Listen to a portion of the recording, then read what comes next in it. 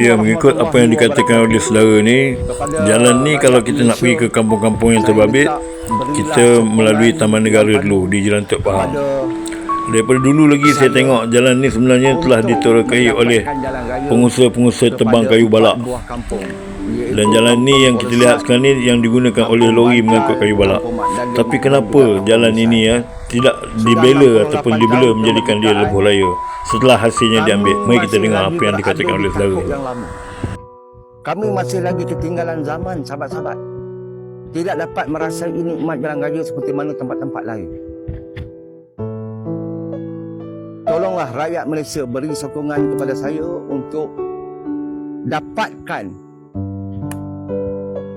kami jalan raya kepada 4 buah kampung. Niat saya hanya untuk membantu, bukan ada kepentingan apa-apa. Untuk membantu kepada rakyat dan penduduk Ulu Sembiling ini untuk dapatkan jalan raya yang sempurna. Sudah 68 tahun kemerdekaan, tapi kami masih lagi ketinggalan. Ketinggalan zaman.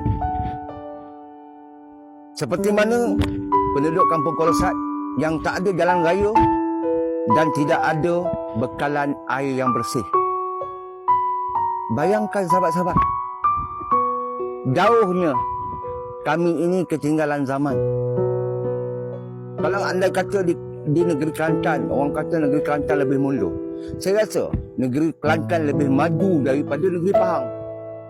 Ya, benar. Sampai sekarang kalau kita nak pergi ke kampung-kampung terbabit daripada Taman Negara, kita kena naik bot.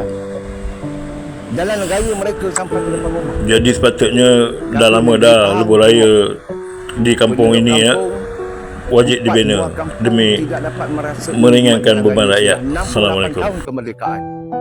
Bayangkan sahabat-sahabat,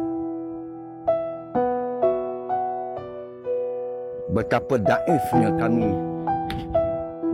penduduk pendalaman.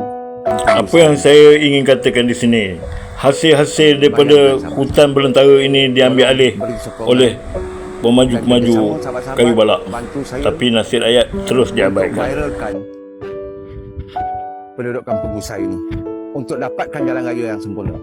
Okey, bye-bye. Assalamualaikum.